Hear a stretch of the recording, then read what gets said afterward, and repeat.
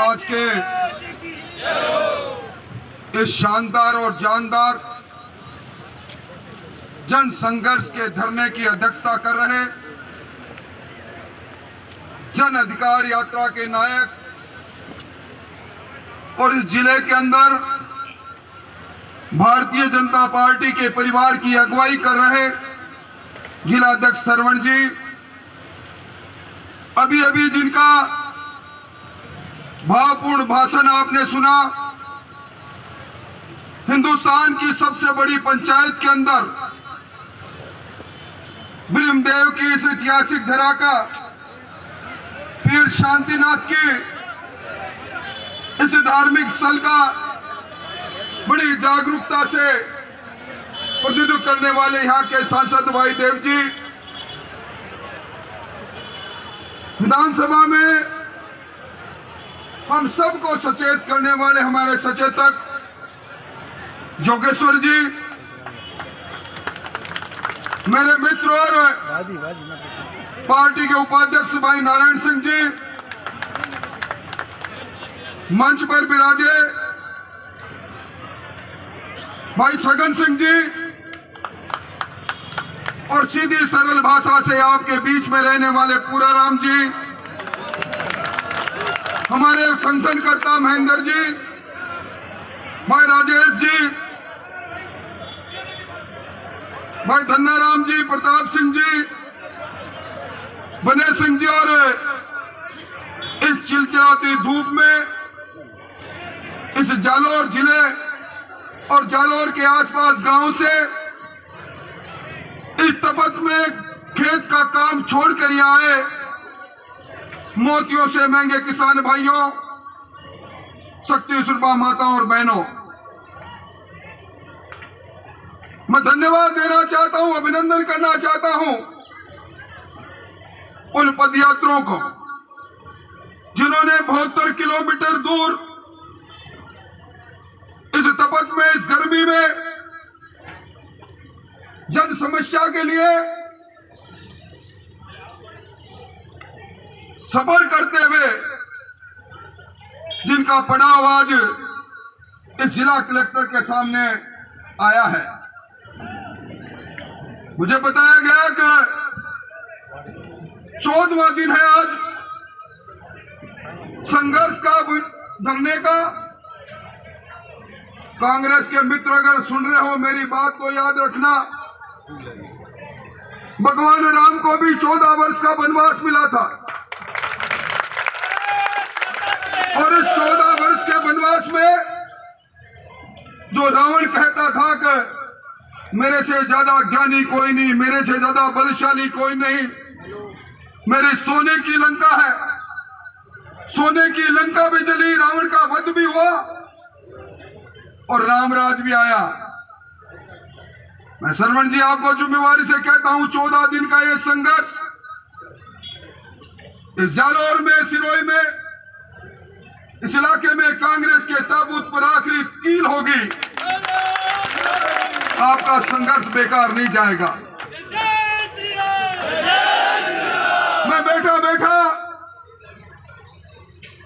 आपका भावपूर्ण भाषण सुन रहा था,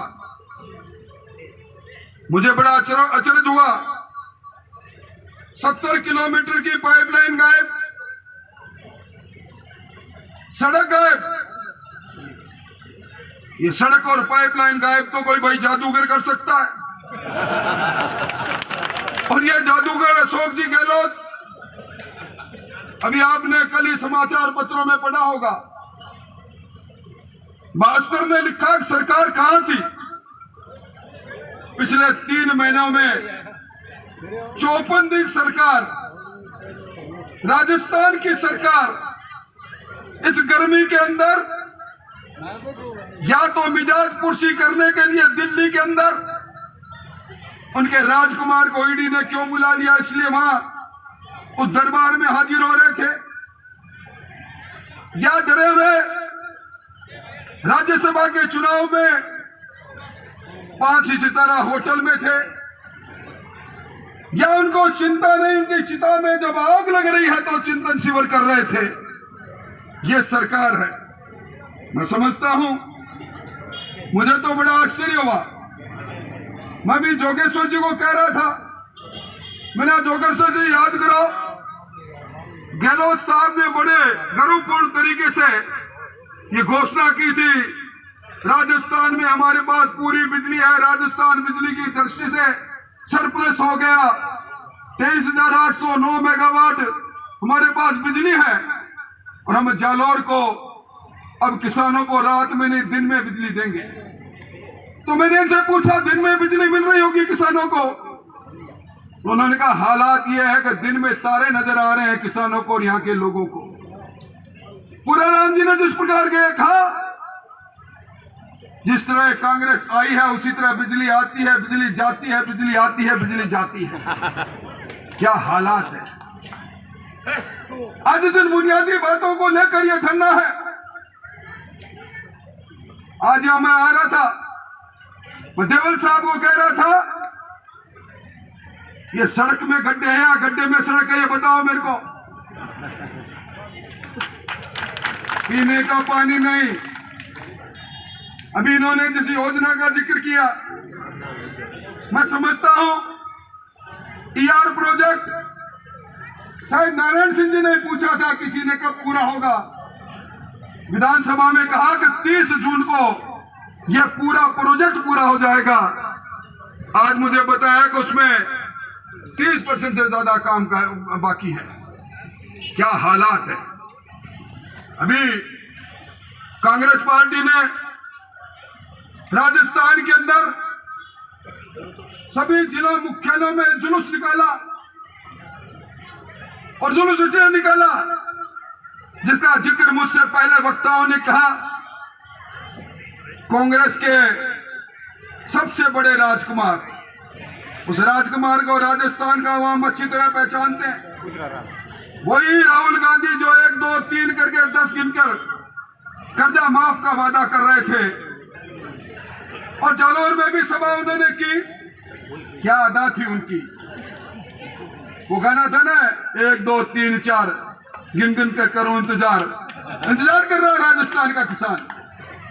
मैं जुम्मेवारी से कह रहा हूं, हमने सवाल खड़ा किया विधानसभा में, संपूर्ण कर्जा माफी कहां है? आप तो हमें ये बता दो। 31 मार्च 2018 को आपने कट ऑफ डेट दी थी, जन घोषणा पत्र में कहा था किसान का संपूर्ण कर्जा माफ करेंगे जो सहकारी बैंकों से उसने लिया है। वो कितना है? जवाब मिला 99,996 करोड़ रुपया। हमने क्या आपने कर्जा माफ कितने किया? 8,200 करोड़ रुपया। तो फिर मैंने कहा नाखून कटा लूं, शहादत में नाम लिख दे मेरा, ये अदा गहलोत साहब चलेगी नहीं। आज ईडी ने बुला लिया, महाराज कुमार को बुला लिया। अभी मुझसे पहले वक्ता सही कह रहे थे, 2013 में सुब्रमण्यम स्वामी ने शिकायत की। 2015 से मां और बेटा दोनों बेल पर है। 2000 करोड़ क्या वो भवन, नेशनल हेराल्ड अखबार का भवन, कब यंग इंडिया में ट्रांसफर हो गया। 74% शेयर राहुल गांधी, सोनिया गांधी के नाम हो जाए, बाकी शेयर ऑस्कर फर्नांडिस और मोतीलाल मेहरा के नाम हो जाए।